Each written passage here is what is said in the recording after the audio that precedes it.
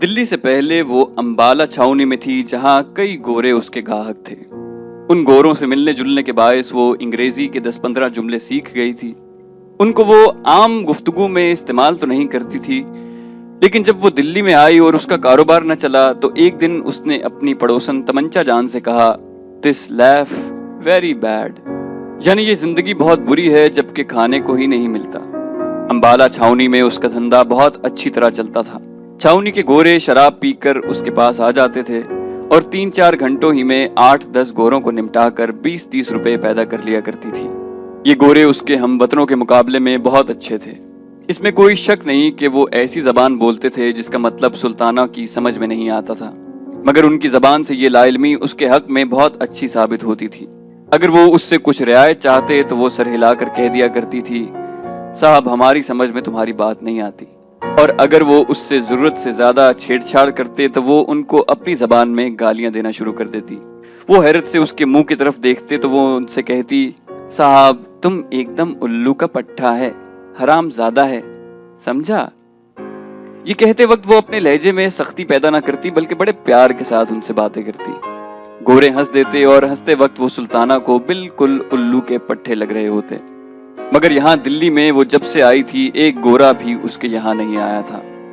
3 महीने उसको हिंदुस्तान के इस शहर में रहते हुए हो गए थे, जहाँ उसने सुना था कि बड़े लाट साहब रहते हैं जो गर्मियों में शिमले चले जाते थे। सिर्फ 6 आदमी उसके पास आए थे, सिर्फ 6, यानी महीने में 2। और इन 6 ग्राहकों से उसने खुदा झूठ न बुलवाए 18.5 रुपए वसूल किए थे। 3 रुपए से ज्यादा पर कोई मानता ही नहीं था। सुल्ताना ने उनमें से 5 आदमियों को अपना रेट 10 रुपए बताया था, मगर ताज्जुब की बात है कि उनमें से हर एक ने यही कहा था कि भाई हम 3 रुपए से ज्यादा एक कौड़ी नहीं देंगे। जाने क्या बात थी, उनमें से हर एक ने उसे सिर्फ 3 रुपए के काबिल ही समझा। चुनाचे जब छट्टा आया तो उसने कहा, देखो मैं 3 रुपए एक टाइम के लूंगी, उससे एक धेला तुम कम कहो तो ना होगा। अब तुम्हारी मर्जी हो तो रहो वरना जाओ। छठे आदमी ने ये बात सुनकर तकरार न की और उसके हाथ ठहर गया।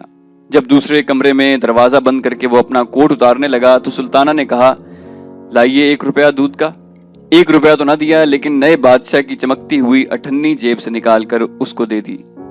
और सुल्ताना ने भी चुपके से ले ली कि चलो जो आया गनीमत है। 18.5 रुपए 3 महीनों में। 20 रुपए माहवार तो उस कोठे का किराया था, जिसको मालिक मकान अंग्रेजी में फ्लैट कहता था। इस फ्लैट में ऐसा पाखाना था जिसमें जंजीर खींचने से सारी गंदगी पानी के जोर से एकदम नल के नीचे गायब हो जाती है और बड़ा शोर होता है। शुरू में तो इस शोर ने उसे बहुत डराया। पहले दिन जब वो रफ़ा हाजत के लिए इस पाखाने में गई तो उसकी कमर में शिद्दत का दर्द हो रहा था। फारिग होकर जब उठने लगी तो उसने लटकी हुई जंजीर का सहारा ले लिया। जंजीर को देखकर उसने ख्याल किया कि चूंकि मकान खास आम लोगों की रिहाइश के लिए तैयार किए गए हैं, ये जंजीर इसीलिए लगाई गई है कि उठते वक्त तकलीफ ना हो और सहारा मिल जाया करे। मगर जो ही उसने जंजीर को पकड़कर उठना चाहा, खटखट किसी आवाज हुई और फिर एकदम पानी इस जोर के साथ बाहर निकला कि डर के मारे उसकी तो चीख निकल गई। खुदा बख्श दूसरे कमरे में अपना फोटोग्राफी का सामान दुरुस्त कर रहा था और एक साफ बोतल में हाइड्रोकोनेन डाल रहा था। उसने सुल्ताना की चीख सुनी, दौड़कर वो बाहर निकला और सुल्ताना से पूछा कि क्या हुआ, ये चीख तुम्हारी थी? सुल्ताना का दिल धड़क रहा था। उसने कहा, ये मुआ पाखाना है या क्या है? बीच में ये रेलगाड़ियों की तरह जंजीर क्या लटका रखी है? मेरी कमर में दर्द हो रहा था, मैंने कहा चलो इसका सहारा ले लूं, पर इस मुई जंजीर को छेड़ना था कि वो धमाका हुआ कि मैं तुमसे क्या कहूँ। इस पर खुदा बख्श बहुत हंसा और उसने सुल्ताना को इस पाखाने की बाबत सब कुछ बता दिया कि ये नए फैशन का है जिसमें जंजीर हिलाने से सब गंदगी जमीन में धंस जाती है। खुदा बख्श और सुल्ताना का आपस में कैसे संबंध हुआ, ये एक लंबी कहानी है। खुदा बख्श रावलपिंडी का था। एंट्रेंस पास करने के बाद उसने लारी चलाना सीखी। चुनाचे 4 बरस तक वो रावलपिंडी और कश्मीर के दरमियान लारी चलाने का काम करता रहा। उसके बाद कश्मीर में उसकी दोस्ती एक औरत से हो गई। उसको भगा कर वो साथ ले आया। लाहौर में चूंकि उसको कोई काम न मिला, इसलिए उसने औरत को पेशे पर बिठा दिया। 2-3 बरस तक ये सिलसिला जारी रहा। फिर वो औरत किसी और के साथ भाग गई। खुदा बख्श को मालूम हुआ कि वो अंबाला में है। वो उसकी तलाश में अंबाला आया, जहां उसको सुल्ताना मिल गई। सुल्ताना ने उसको पसंद किया, चुनाचे दोनों का संबंध हो गया। खुदा बख्श के आने से एकदम सुल्ताना का कारोबार चमक उठा। औरत चूंकि ज़ईफुल एतकाद थी, اس لیے اس نے سمجھا کہ خدا بخش بڑا بھاگوان ہے جس کے آنے سے اتنی ترقی ہو گئی ہے۔ چنانچہ اس خوش اعتقادی نے خدا بخش کی وقت اس کی نظروں میں اور بھی بڑھا دی۔ خدا بخش آدمی محنتی تھا، سارا دن ہاتھ پر ہاتھ دھر کر بیٹھنا پسند نہیں کرتا تھا۔ چنانچہ اس نے فوٹوگرافر سے دوستی کر لی جو ریلوے اسٹیشن کے باہر منٹ کیمرے سے فوٹو کھینچتا تھا۔ اس سے اس نے فوٹو کھینچنا سیکھا، پھر سلطانہ سے 60 روپے لے کر کیمرہ بھی خرید لیا۔ آہستہ آہستہ ایک پردہ بنوایا، 2 کرسیاں خریدیں اور فوٹو دھونے کا سب سامان لے کر اس نے علیحدہ اپنا کام شروع کر دیا۔ کام چل نکلا، چنانچہ اس نے تھوڑی ہی دیر کے بعد اپنا اڈا امبالہ چھاؤنی میں قائم کر دیا۔ یہاں وہ گوروں کے فوٹو کھینچتا۔ 1 مہینے کے اندر اندر اس کی چھاؤنی کے متعدد گوروں سے واقفیت ہو گئی۔ چنانچہ وہ سلطانہ کو وہیں لے گیا۔ یہاں چھاؤنی میں خدا بخش کے ذریعے کئی گورے سلطانہ کے مستقل گاہک بن گئے۔ سلطانہ نے کانوں کے لیے بندے خریدے، 5.5 تولے کی 8 کنگنیاں بنوائیں، 10-15 اچھی ساڑیاں بھی جمع کر لیں۔ گھر میں فرنیچر وغیرہ آ گیا۔ قصہ مختصر یہ کہ امبالہ چھاؤنی میں وہ بڑی خوشحال تھی، مگر ایک ہی جانے خدا بخش کے دل میں کیا سمائی کہ اس نے دلی جانے کی ٹھان لی۔ سلطانہ انکار کیسے کرتی جبکہ خدا بخش کو وہ اپنے لیے بہت مبارک سمجھتی تھی۔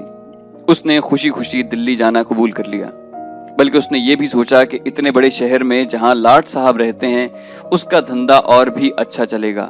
اپنی سہیلیوں سے وہ دلی کی تعریف سن چکی تھی۔ پھر وہاں حضرت نظام الدین اولیاء کی خانقاہ تھی جس سے اسے بے حد عقیدت تھی۔ چنانچہ جلدی گھر کا بھاری سامان بیچ باچ کر وہ خدا بخش کے ساتھ دلی آ گئی۔ یہاں پہنچ کر خدا بخش نے 20 روپے ماہوار پر یہ فلیٹ لیا جس میں یہ دونوں رہنے لگے۔ ایک ہی قسم کے نئے مکانوں کی لمبی قطار سڑک کے ساتھ ساتھ چلی گئی ہے۔ میونسپل کمیٹی نے شہر کا یہ حصہ خاص قصبیوں کے لیے مقرر کیا تھا تاکہ وہ شہر میں جگہ اپنے اڈے نہ بنائیں۔ نیچے دکانیں تھیں اور اوپر 2 منزلہ رہائشی فلیٹ۔ چونکہ سب عمارتیں ایک ہی ڈیزائن کی تھیں اس لیے شروع میں سلطانہ کو اپنا فلیٹ تلاش کرنے میں بہت دقت محسوس ہوتی تھی، پر جب نیچے لانڈری والے نے اپنا بورڈ گھر کی پیشانی پر لگا دیا تو اس کو ایک پکی نشانی مل گئی، یہاں میلے کپڑوں کی دھلائی کی جاتی ہے۔ یہ بورڈ پڑھتے ہی وہ اپنا فلیٹ تلاش کر لیا کرتی۔ اس طرح اس نے اور بہت سی نشانیاں قائم کر لی تھیں۔ مثلاً بڑے حروف میں جہاں کوئلوں کی دکان لکھا تھا وہاں اس کی سہیلی ہیرا بائی رہتی تھی جو کبھی ریڈیو گھر میں گانے جایا کرتی تھی۔ جہاں شرفاء کے لیے کھانے کا اعلیٰ انتظام ہے لکھا تھا وہاں اس کی دوسری سہیلی مختار رہتی تھی۔ نواڑ کے کارخانے کے اوپر انوری رہتی تھی جو اسی کارخانے کے سیٹ کے پاس ملازم تھی۔ چونکہ سیٹ صاحب کو رات کے وقت اپنے کارخانے کی دیکھ بھال کرنی ہوتی تھی اس لیے وہ انوری کے پاس ہی رہتے تھے۔ دکان کھولتے ہی گاہک تھوڑے ہی آتے ہیں۔ چونکہ جب 1 مہینے تک سلطانہ بیکار رہی تو اس نے یہی سوچ کر اپنے دل کو تسلی دی، پر جب 2 مہینے گزر گئے اور کوئی آدمی اس کے کوٹھے پر نہ آیا تو اسے بہت تشویش ہوئی۔ اس نے خدا بخش سے کہا، کیا بات ہے خدا بخش، پورے 2 مہینے ہو گئے ہیں ہمیں یہاں آئے ہوئے، کسی نے ادھر کا رخ بھی نہیں کیا۔ مانتی ہوں آج کل بازار بہت مندہ ہے، پر اتنا مندہ بھی تو نہیں کہ مہینے بھر میں کوئی شکل دیکھنے بھی نہ آئے۔ خدا بخش کو بھی یہ بات بہت عرصے سے کھٹک رہی تھی مگر وہ خاموش تھا، پر جب سلطانہ نے خود بات چھیڑ دی تو اس نے کہا، میں کئی دنوں سے اس کی بابت سوچ رہا ہوں، ایک بات سمجھ میں آتی ہے وہ یہ کہ جنگ کی وجہ سے لوگ باغ دوسرے دھندوں میں پڑ کر ادھر کا رستہ بھول گئے ہیں، یا پھر یہ ہو سکتا ہے کہ وہ اس کے آگے کہنے ہی والا تھا کہ سیڑھیوں پر کسی کے چڑھنے کی آواز آئی۔ خدا بخش اور سلطانہ دونوں اس آواز کی طرف متوجہ ہوئے۔ تھوڑی دیر کے بعد دستک ہوئی، خدا بخش نے لپک کر دروازہ کھولا، ایک آدمی اندر داخل ہوا۔ یہ پہلا گاہک تھا جس سے 3 روپے میں سودا طے ہوا۔ اس کے بعد 5 اور آئے، یعنی مہینے میں 6، جن سے سلطانہ نے صرف 18.5 روپے وصول کیے۔ 20 روپے ماہوار تو فلیٹ کے کرائے میں چلے جاتے تھے، پانی کا ٹیکس اور بجلی کا بل جدا، اس کے علاوہ گھر کے دوسرے خرچ، کھانا پینا، کپڑے لتے، دوا دارو اور آمدن کچھ بھی نہیں۔ 18.5 روپے 3 مہینے میں آئے تو اسے آمدن تو نہیں کہتے۔ سلطانہ پریشان ہو گئی۔ 5.5 تولے کی 8 کنگنیاں جو اس نے امبالہ میں بنوائی تھی آہستہ آہستہ بک گئیں۔ آخری کنگنی کی جب باری آئی تو اس نے خدا بخش سے کہا کہ تم میری سنو اور چلو واپس امبالے، یہاں کیا دھرا ہے؟ بھئی ہوگا پر ہمیں تو یہ شہر راس نہیں آیا، تمہارا کام بھی وہاں خوب چلتا تھا، چلو وہیں چلتے ہیں، جو نقصان ہوا اس کو اپنے سر کا صدقہ سمجھو۔ اس کنگنی کو بیچ آؤ، میں اسباب وغیرہ باندھ کر رکھتی ہوں، آج رات کی گاڑی سے یہاں سے چل دیں گے۔ خدا بخش نے کنگنی سلطانہ کے ہاتھ سے لے لی اور کہا، نہیں جان من، امبالے نہیں جائیں گے، یہیں دلی میں رہ کر کمائیں گے۔ یہ تمہاری چوڑیاں سب کی سب یہیں واپس آئیں گی، اللہ پر بھروسہ رکھو، وہ بڑا کارساز ہے، یہاں بھی وہ کوئی نہ کوئی اسباب بنا ہی دے گا۔ سلطانہ چپ ہو رہی، چنانچہ آخری کنگنی بھی اس کے ہاتھ سے اتر گئی۔ بچے ہاتھ دیکھ کر اس کو بہت دکھ ہوتا تھا، پر کیا کرتی، پیٹ بھی تو آخر کسی ہیلے سے بھرنا تھا۔ جب 5 مہینے گزر گئے اور آمدن خرچ کے مقابلے میں چوتھائی سے بھی کم رہی تو سلطانہ کی پریشانی اور زیادہ بڑھ گئی۔ خدا بخش بھی سارا دن اب گھر سے غائب رہنے لگا تھا۔ سلطانہ کو اس کا بھی دکھ تھا۔ اس میں کوئی شک نہیں کہ پڑوس میں اس کی 2-3 ملنے والیاں موجود تھیں جن کے ساتھ وہ اپنا وقت کاٹ لیتی تھی، پر ہر روز ان کے یہاں جانا اور گھنٹوں بیٹھے رہنا اس کو بہت برا لگتا تھا۔ چنانچہ آہستہ آہستہ اس نے ان سہیلیوں سے ملنا جلنا بالکل ترک کر دیا۔ سارا دن وہ اپنے سنسان مکان میں بیٹھی رہتی، کبھی چھالیاں کاٹتی رہتی، کبھی اپنے پرانے اور پھٹے ہوئے کپڑوں کو سیتی رہتی، اور کبھی باہر بیلکنی میں آ کر جنگلے کے ساتھ لگ کر کھڑی ہو جاتی اور سامنے ریلوے شیڈ میں ساکت اور متحرک انجنوں کی طرف گھنٹوں بے مطلب دیکھتی رہتی۔ سڑک کی دوسری طرف مال گودام تھا جو اس کونے سے اس کونے تک پھیلا ہوا تھا۔ داہنے ہاتھ کو لوہے کی چھت کے نیچے بڑی بڑی گانٹھیں پڑی رہتی تھیں اور ہر قسم کے مال و اسباب کے ڈھیر لگے رہتے تھے۔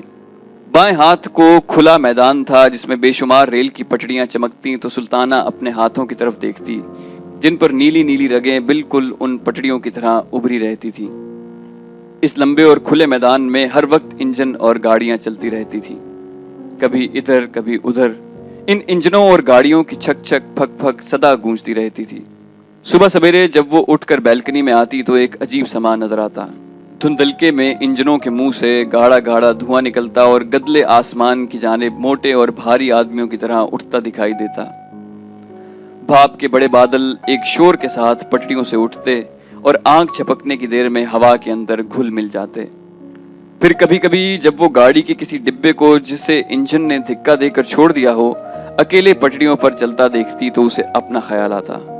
وہ سوچتی کہ اسے بھی کسی نے زندگی کی پٹڑی پر دھکا دے کر چھوڑ دیا ہے اور وہ خود بخود جا رہی ہے۔ دوسرے لوگ کانٹے بدل رہے ہیں اور وہ چلی جا رہی ہے، نہ جانے کہاں۔ پھر ایک روز ایسا آئے گا جب اس دھکے کا زور آہستہ آہستہ ختم ہوگا اور وہ کہیں رک جائے گی، کسی ایسے مقام پر جو اس کا دیکھا بھالا نہ ہوگا۔ یوں تو وہ بے مطلب گھنٹوں ریل کی ان ٹیڑھی بانکی پٹڑیوں اور ٹھہرے اور چلتے ہوئے انجنوں کی طرف دیکھتی رہتی، پر طرح طرح کے خیال اس کے دماغ میں آتے رہتے تھے۔ امبالہ چھاؤنی میں جب وہ رہتی تھی تو اسٹیشن کے پاس ہی اس کا مکان تھا، مگر وہاں اس نے کبھی ان چیزوں کو ایسی نظروں سے نہیں دیکھا تھا۔ اب تو کبھی اس کے دماغ میں یہ بھی خیال آتا تھا کہ یہ جو سامنے ریل کی پٹڑیوں کا جال سا بچھا ہے اور جگہ جگہ سے بھاپ اور دھواں اٹھ رہا ہے، ایک بہت بڑا چکلا ہے۔ بہت سی گاڑیاں ہیں جن کو چند موٹے موٹے انجن ادھر ادھر دھکیلتے رہتے ہیں۔ سلطانہ کو تو بعض اوقات یہ انجن سیٹھ معلوم ہوتے جو کبھی کبھی امبالہ میں اس کے ہاں آیا کرتے تھے۔ پھر کبھی کبھی جب وہ کسی انجن کو آہستہ آہستہ گاڑیوں کی قطار کے پاس سے گزرتا دیکھتی تو اسے ایسا محسوس ہوتا کہ کوئی آدمی چکلے کے کسی بازار میں سے اوپر کوٹھوں کی طرف دیکھتا جا رہا ہے۔ سلطانہ سمجھتی تھی کہ ایسی باتیں سوچنا دماغ کی خرابی کا باعث ہے۔ چنانچہ جب اس قسم کے خیال اس کو آنے لگے تو اس نے بیلکنی میں جانا چھوڑ دیا۔ خدا بخش سے اس نے بارہا کہا کہ دیکھو میرے حال پر رحم کرو، یہاں گھر میں رہا کرو، میں سارا دن یہاں بیماروں کی طرح پڑی رہتی ہوں۔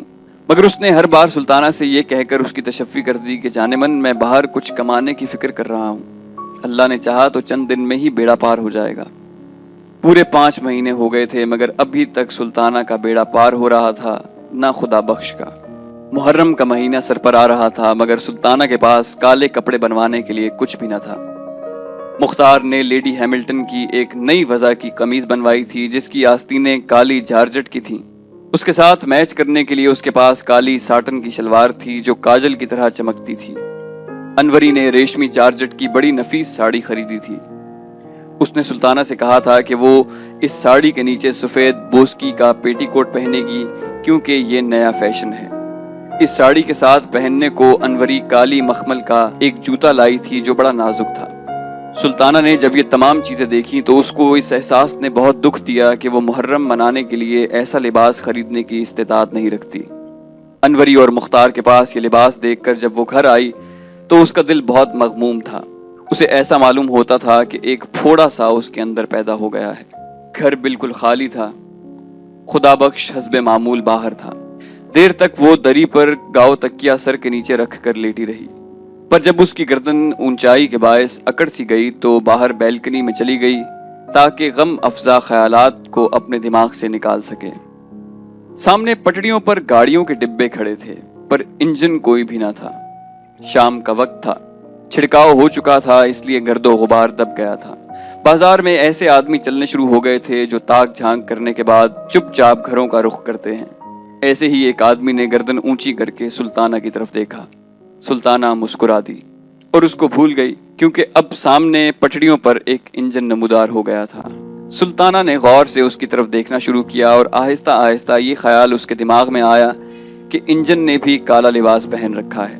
یہ عجیب و غریب خیال دماغ میں سے نکالنے کی خاطر جب اس نے سڑک کی جانب دیکھا تو اسے وہی آدمی بیل گاڑی کے پاس کھڑا نظر آیا، وہی جس نے اس کی طرف للچائی نظروں سے دیکھا تھا۔ سلطانہ نے ہاتھ سے اسے اشارہ کیا۔ اس آدمی نے ادھر ادھر دیکھ کر ایک لطیف اشارے سے پوچھا، کدھر سے آؤں؟ سلطانہ نے اسے راستہ بتا دیا۔ وہ آدمی تھوڑی دیر کھڑا رہا مگر پھر بڑی پھرتی سے اوپر چلا آیا۔ سلطانہ نے اسے دری پر بٹھایا۔ جب وہ بیٹھ گیا تو اس نے سلسلہ گفتگو شروع کرنے کے لیے کہا، آپ اوپر آتے ڈر کیوں رہے تھے؟ وہ آدمی یہ سن کر مسکرایا۔ تمہیں کیسے معلوم ہوا؟ ڈرنے کی بات ہی کیا تھی؟ اس پر سلطانہ نے کہا، یہ میں نے اس لیے کہا کہ آپ دیر تک وہیں کھڑے رہے اور پھر کچھ سوچ کر ادھر آئے۔ وہ یہ سن کر پھر مسکرایا۔ تمہیں غلط فہمی ہوئی، میں تمہارے فلیٹ کی طرف دیکھ رہا تھا۔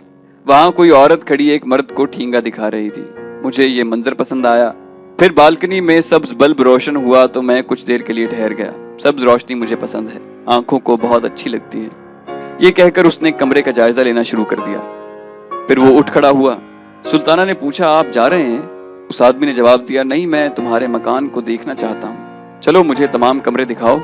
سلطانہ نے اس کو تینوں کمرے ایک ایک کر کے دکھا دیے۔ اس آدمی نے بالکل خاموشی سے ان کمروں کا معائنہ کیا۔ جب وہ دونوں پھر اسی کمرے میں آ گئے جہاں وہ پہلے بیٹھے تھے تو اس آدمی نے کہا، میرا نام شنکر ہے۔ سلطانہ نے پہلی بار غور سے شنکر کی طرف دیکھا۔ وہ متوسط قد کا معمولی شکل و صورت کا آدمی تھا، مگر اس کی آنکھیں غیر معمولی طور پر صاف اور شفاف تھیں۔ کبھی کبھی ان میں ایک عجیب قسم کی چمک پیدا ہوتی تھی۔ گٹھیلا اور کثرتی بدن تھا، کنپٹیوں پر اس کے بال سفید ہو رہے تھے۔ خاکستری رنگ کی گرم پتلون پہنے تھا، سفید قمیض جس کا کالر گردن سے اوپر کو اٹھا ہوا تھا۔ شنکر کچھ اس طرح دری پر بیٹھا تھا کہ معلوم ہوتا تھا کہ شنکر کی بجائے سلطانہ گاہک ہے۔ اس احساس نے سلطانہ کو قدرے پریشان کر دیا۔ چنانچہ اس نے شنکر سے کہا، فرمائیے۔ شنکر بیٹھا تھا، یہ سن کر لیٹ گیا۔ کیا فرماؤں؟ کچھ تم ہی فرماؤ، بلایا تم نے ہے مجھے۔ جب سلطانہ کچھ نہ بولی تو وہ اٹھ بیٹھا۔ میں سمجھا۔ لو اب مجھ سے سنو، جو کچھ تم نے سمجھا غلط ہے۔ میں ان لوگوں میں سے نہیں ہوں جو کچھ دے کر جاتے ہیں۔ ڈاکٹروں کی طرح میری بھی فیس ہوتی ہے، مجھے جب بلایا جائے تو فیس دینی ہی پڑتی ہے۔ سلطانہ یہ سن کر چکرا گئی، مگر اس کے باوجود اسے بے اختیار ہنسی آ گئی۔ آپ کام کیا کرتے ہیں؟ شنکر نے جواب دیا، یہی جو تم لوگ کرتے ہو۔ میں کچھ بھی نہیں کرتی۔ میں بھی کچھ نہیں کرتا۔ سلطانہ نے بھنا کر کہا، یہ تو کوئی بات نہ ہوئی، آپ کچھ نہ کچھ تو ضرور کرتے ہوں گے۔ شنکر نے بڑے اطمینان سے جواب دیا، تم بھی کچھ نہ کچھ ضرور کرتی ہوگی۔ جھک مارتی ہوں۔ میں بھی جھک مارتا ہوں۔ تو آؤ دونوں جھک ماریں۔ حاضر ہوں، مگر جھک مارنے کے دام میں کبھی دیا نہیں کرتا۔ ہوش کی دوا کرو، یہ لنگر خانہ نہیں اور میں بھی والنٹیئر نہیں۔ سلطانہ یہاں رک گئی۔ اس نے پوچھا، یہ والنٹیئر کون ہوتے ہیں؟ شنکر نے جواب دیا، الو کے پٹھے۔ میں الو کی پٹھی نہیں، مگر وہ آدمی خدا بخش جو تمہارے ساتھ رہتا ہے ضرور الو کا پٹھا ہے۔ کیوں؟ اس لیے کہ وہ کئی دنوں سے ایک ایسے خدا رسیدہ فقیر کے پاس اپنی قسمت کھلوانے جا رہا ہے جس کی اپنی قسمت زنگ لگے تالے کی طرح بند ہے۔ یہ کہہ کر شنکر ہنسا۔ اس پر سلطانہ نے کہا، تم ہندو ہو اس لیے ہمارے بزرگوں کا مذاق اڑاتے ہو۔ شنکر مسکرایا، ایسی جگہوں پر ہندو مسلمان سوال پیدا نہیں ہوا کرتے، بڑے بڑے پنڈت اور مولوی بھی یہاں آئیں تو شریف آدمی بن جائیں، جانے کیا اوٹ پٹانگ باتیں کرتے ہو، بولو رہو گے اس شرط پر جو پہلے بتا چکا ہوں۔ سلطانہ اٹھ کھڑی ہوئی، تو جاؤ راستہ پکڑو۔ شنکر آرام سے اٹھا، پتلون کی جیبوں میں اپنے دونوں ہاتھ ٹھونسے اور جاتے ہوئے کہا، میں کبھی کبھی اس بازار سے گزرا کرتا ہوں، جب بھی تمہیں ضرورت ہو تو بلا لینا، بہت کام کا آدمی ہوں۔ شنکر چلا گیا اور سلطانہ کالے لباس کو بھول کر دیر تک اس کے متعلق سوچتی رہی۔ اس آدمی کی باتوں نے اس کے دکھ کو بہت ہلکا کر دیا تھا۔ اگر وہ امبالہ میں آیا ہوتا جہاں کہ وہ خوشحال تھی تو اس نے کسی اور ہی رنگ میں اس آدمی کو دیکھا ہوتا اور بہت ممکن ہے کہ اسے دھکے دے کر باہر نکال دیا ہوتا، مگر یہاں چونکہ وہ بہت اداس رہتی تھی اس لیے شنکر کی باتیں اسے پسند آئیں۔ شام کو جب خدا بخش آیا تو سلطانہ نے اس سے پوچھا، تم آج سارے دن کہاں غائب رہے ہو؟ خدا بخش تھک کر چور چور ہو رہا تھا، کہنے لگا، پرانے قلعے کے پاس سے آ رہا ہوں، وہاں ایک بزرگ کچھ دنوں سے ٹھہرے ہوئے ہیں، انہی کے پاس ہر روز جاتا ہوں کہ ہمارے دن پھر جائیں۔ کچھ انہوں نے تم سے کہا؟ نہیں، ابھی وہ مہربان نہیں ہوئے، پر سلطانہ میں جو ان کی خدمت کر رہا ہوں وہ اکارت کبھی نہیں جائے گی، اللہ کا فضل شامل حال رہا تو ضرور وارے نیارے ہو جائیں گے۔ سلطانہ کے دماغ میں محرم منانے کا خیال سمایا ہوا تھا۔ خدا بخش سے رونی آواز میں کہنے لگی، سارا دن باہر غائب رہتے ہو، میں یہاں پنجرے میں قید رہتی ہوں، کہیں جا سکتی ہوں نہ آ سکتی ہوں، محرم سر پر آ گیا ہے، کچھ تو نے اس کی بھی فکر کی کہ مجھے کالے کپڑے چاہیے؟ گھر میں پھوٹی کوڑی تک نہیں، کنگنیاں تھیں وہ ایک ایک کر کے بک گئیں، اب تم ہی بتاؤ کیا ہوگا؟ یوں فقیروں کے پیچھے کب تک مارے پھرا کرو گے؟ مجھے تو ایسا دکھائی دیتا ہے کہ یہاں دلی میں خدا نے بھی ہم سے منہ موڑ لیا ہے، میری سنو تو اپنا کام شروع کر دو، کچھ تو سہارا ہو جائے گا۔ خدا بخش دری پر لیٹ گیا اور کہنے لگا، پر یہ کام شروع کرنے کے لیے بھی تو تھوڑا بہت سرمایہ چاہیے، خدا کے لیے اب ایسی دکھ بھری باتیں نہ کرو، مجھ سے اب یہ برداشت نہیں ہو سکتی، میں نے سچ مچ امبالہ چھوڑنے میں سخت غلطی کی، پر جو کرتا ہے اللہ ہی کرتا ہے اور ہماری بہتری کے لیے ہی کرتا ہے، کیا پتا کچھ دیر اور تکلیفیں برداشت کرنے کے بعد ہم۔ سلطانہ نے بات کاٹ کر کہا، تم خدا کے لیے کچھ کرو، چوری کرو یا ڈاکہ ڈالو، پر مجھے ایک شلوار کا کپڑا ضرور لا دو، میرے پاس سفید بوسکی کی قمیض پڑی ہے، اس کو میں رنگوا لوں گی، سفید نینوں کا ایک دوپٹہ بھی میرے پاس موجود ہے، وہی جو تم نے مجھے دیوالی پر لا کر دیا تھا، یہ بھی قمیض کے ساتھ ہی رنگوا لیا جائے گا، ایک صرف شلوار کی کسر ہے، سو وہ تم کسی نہ کسی طرح پیدا کر دو، دیکھو تمہیں میری جان کی قسم کسی نہ کسی طرح ضرور لا دو، میری بھتی کھاؤ اگر نہ لاؤ۔ خدا بخش اٹھ بیٹھا، اب تم خام خواہ زور دیے چلی جا رہی ہو، میں کہاں سے لاؤں گا؟ افیم کھانے کے لیے تو میرے پاس ایک پیسہ نہیں، کچھ بھی کرو مگر مجھے 4.5 گز کالی ساٹن لا دو، دعا کرو آج رات ہی اللہ 2-3 آدمی بھیج دے، لیکن تم کچھ نہیں کرو گے، تم اگر چاہو تو ضرور اتنے پیسے پیدا کر سکتے ہو، جنگ سے پہلے یہ ساٹن 12-14 آنے گز مل جاتی تھی، اب 1.25 روپے گز کے حساب سے ملتی ہے، 4.5 گزوں پر کتنے روپے خرچ ہو جائیں گے؟ اب تم کہتی ہو تو میں کوئی ہیلا کروں گا۔ یہ کہہ کر خدا بخش اٹھا، لو اب ان باتوں کو بھول جاؤ، میں ہوٹل سے کھانا لے کر آتا ہوں۔ ہوٹل سے کھانا آیا، دونوں نے مل کر زہر مار کیا اور سو گئے۔ صبح ہوئی تو خدا بخش پرانے قلعے والے فقیر کے پاس چلا گیا اور سلطانہ اکیلی رہ گئی، کچھ دیر لیٹی رہی، کچھ دیر سوئی رہی، ادھر ادھر کمروں میں ٹہلتی رہی۔ دوپہر کا کھانا کھانے کے بعد اس نے اپنا سفید نینون کا دوپٹہ اور سفید بوسکی کی قمیض نکالی اور نیچے لانڈری والے کو رنگنے کے لیے دے آئی۔ کپڑے دھونے کے علاوہ وہاں رنگنے کا کام بھی ہوتا تھا۔ یہ کام کرنے کے بعد اس نے واپس آ کر فلموں کی کتابیں پڑھیں جن میں اس کے دیکھے ہوئے فلموں کی کہانی اور گیت چھپے ہوئے تھے۔ یہ کتابیں پڑھتے پڑھتے وہ سو گئی۔ جب اٹھی تو 4 بج چکے تھے کیونکہ دھوپ آنگن میں سے موری کے پاس پہنچ چکی تھی۔ نہا دھو کر فارغ ہوئی تو گرم چادر اوڑھ کر بالکنی میں آ کھڑی ہوئی۔ تقریباً 1 گھنٹہ سلطانہ بالکنی میں کھڑی رہی۔ اب شام ہو گئی تھی، بتیاں روشن ہو رہی تھیں، نیچے سڑک پر رونق کے آثار نظر آنے لگے۔ سردی میں تھوڑی سی شدت ہو گئی، مگر سلطانہ کو یہ ناگوار معلوم نہ ہوئی۔ वो सड़क पर आते जाते तांगों और मोटरों की तरफ एक अरसे से देख रही थी। दफतन उसे शंकर नजर आया। मकान के नीचे पहुंचकर उसने गर्दन ऊंची की और सुल्ताना की तरफ देखकर मुस्कुराया। सुल्ताना ने गैर इरादी तौर पर हाथ का इशारा किया और उसे ऊपर बुला लिया। जब शंकर ऊपर आ गया तो सुल्ताना बहुत परेशान हुई कि उससे क्या कहे। दरअसल उसने ही बिला सोचे समझे उसे इशारा कर दिया था। शंकर बेहद मुतमईन था, जैसे उसका अपना घर है। चुनाचे बड़ी बेतकल्लुफी से पहले रोज की तरह वो गाँव तकिया सर के नीचे रख कर लेट गया। जब सुल्ताना ने देर तक उससे कोई बात न की तो उसने कहा, तुम मुझे 100 दफा बुला सकती हो और 100 दफा ही कह सकती हो कि चले जाओ।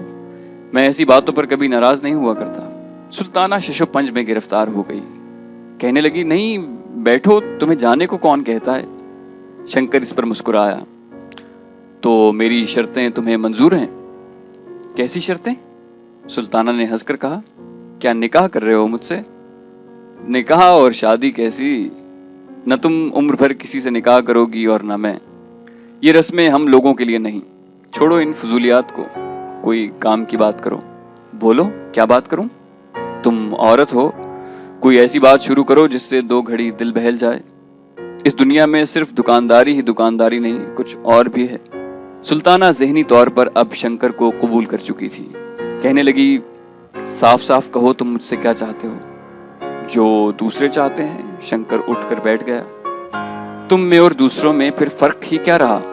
तुम में और मुझ में कोई फर्क नहीं, उनमें और मुझ में जमीन आसमान का फर्क है। ऐसी बहुत सी बातें हैं जो पूछना नहीं चाहिए, खुद समझना चाहिए। सुल्ताना ने थोड़ी देर तक शंकर की इस बात को समझने की कोशिश की, फिर कहा, मैं समझ गई। तो कहो, क्या इरादा है? तुम जीते, मैं हारी, पर मैं कहती हूं आज तक किसी ने ऐसी बात कबूल न की होगी। तुम गलत कहती हो। इसी मोहल्ले में तुम्हें ऐसी सादा लौ औरतें भी मिल जाएंगी जो कभी यकीन नहीं करेंगी कि औरत ऐसी जिल्लत कबूल कर सकती है जो तुम बगैर किसी एहसास के कबूल करती रही हो। लेकिन उनके न यकीन करने के बावजूद तुम हजारों की तादाद में मौजूद हो। तुम्हारा नाम सुल्ताना है ना? सुल्ताना ही है। शंकर उठ खड़ा हुआ और हंसने लगा। मेरा नाम शंकर है। ये नाम भी अजीब ऊट पटांग होते हैं। चलो आओ अंदर चलें। शंकर और सुल्ताना दरी वाले कमरे में वापस आए तो दोनों हंस रहे थे, न जाने किस बात पर। जब शंकर जाने लगा तो सुल्ताना ने कहा, शंकर मेरी बात मानोगे? शंकर ने जवाबन कहा, पहले बात बताओ। सुल्ताना कुछ झेंप सी गई। तुम कहोगे कि मैं दाम वसूल करना चाहती हूं, मगर कहो कहो, रुक क्यों गई? सुल्ताना ने जुर्रत से काम लेकर कहा, बात यह है कि मुहर्रम आ रहा है और मेरे पास इतने पैसे नहीं हैं कि मैं काली शलवार बनवा सकूं। यहाँ के सारे दुखड़े तुम मुझसे सुन चुके हो। कमीज और दुपट्टा मेरे पास मौजूद है जो मैंने आज रंगवाने के लिए दिया है। शंकर ने यह सुनकर कहा, तुम चाहती हो कि मैं तुम्हें कुछ रुपए दे दूं जो तुम ये काली शलवार बनवा सको? सुल्ताना ने फौरन ही कहा, नहीं, मेरा मतलब ये है कि अगर हो सके तो तुम मुझे एक काली शलवार ला दो। शंकर मुस्कुराया, मेरी जेब में तो इत्तेफाक से ही कभी कुछ होता है। बहरहाल मैं कोशिश करूंगा। मुहर्रम की पहली तारीख को तुम्हें ये शलवार मिल जाएगी। ले बस, अब खुश हो गई? सुल्ताना के बुंदों की तरफ देखकर फिर उसने पूछा, क्या ये बुंदे तुम मुझे दे सकती हो? सुल्ताना ने हंसकर कहा, तुम इन्हें क्या करोगे? चांदी के मामूली बुंदे हैं, ज्यादा से ज्यादा 5 रुपए के होंगे। इस पर शंकर ने कहा, मैंने तुमसे बुंदे मांगे हैं, उनकी कीमत नहीं पूछी। बोलो, देती हो? ले लो। ये कहकर सुल्ताना ने बुंदे उतार कर शंकर को दे दिए।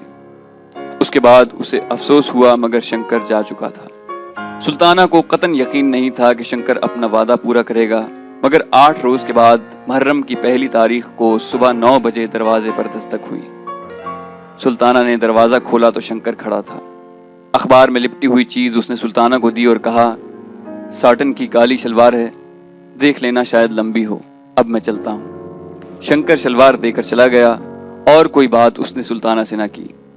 उसकी पतलून में शिकने पड़ी हुई थीं, बाल बिखरे हुए थे। ऐसा मालूम होता था कि अभी अभी सोकर उठा है और सीधा इधर ही चला आया है। सुल्ताना ने कागज खोला। साटन की काली शलवार थी, ऐसी ही जैसी कि वो मुख्तार के पास देख कर आई थी। सुल्ताना बहुत खुश हुई। बुंदों और इस सौदे का जो अफसोस उसे हुआ था, इस शलवार और शंकर की वादा इफाई ने दूर कर दिया। दोपहर को वो नीचे लॉन्ड्री से अपनी रंगी हुई कमीज और दुपट्टा ले आई। तीनों काले कपड़े जब उसने पहन लिए तो दरवाजे पर दस्तक हुई। सुल्ताना ने दरवाजा खोला तो मुख्तार अंदर आई। उसने सुल्ताना के तीनों कपड़ों की तरफ देखा और कहा, कमीज और दुपट्टा तो रंगा हुआ मालूम होता है, पर यह शलवार नहीं है, कब बनवाई? सुल्ताना ने जवाब दिया, आज ही दर्जी लाया है। ये कहते हुए उसकी नजरें मुख्तार के कानों पर पड़ी। ये बुंदे तुमने कहां से मंगवाए हैं? मुख्तार ने जवाब दिया, आज ही मंगवाए हैं। उसके बाद दोनों को थोड़ी देर खामोश रहना पड़ा।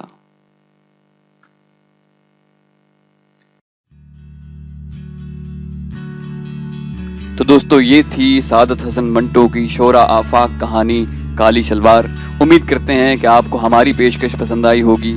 जाने से पहले लाइक, शेयर और सब्सक्राइब करना मत भूलिए। सब्सक्रिप्शन के बटन को दबाइए और बेल आइकन को क्लिक कीजिए ताकि आपको हमारी तमाम कहानियां बिला ताखीर मिलती रहें। और कमेंट करके हमें बताइए कि आपको हमारी वीडियोस कैसी लग रही हैं। हम मज़ीद कहानियां लेकर आपके लिए जल्दी हाजिर होंगे। अपना बेहद ख्याल रखिएगा। अल्लाह हाफिज़।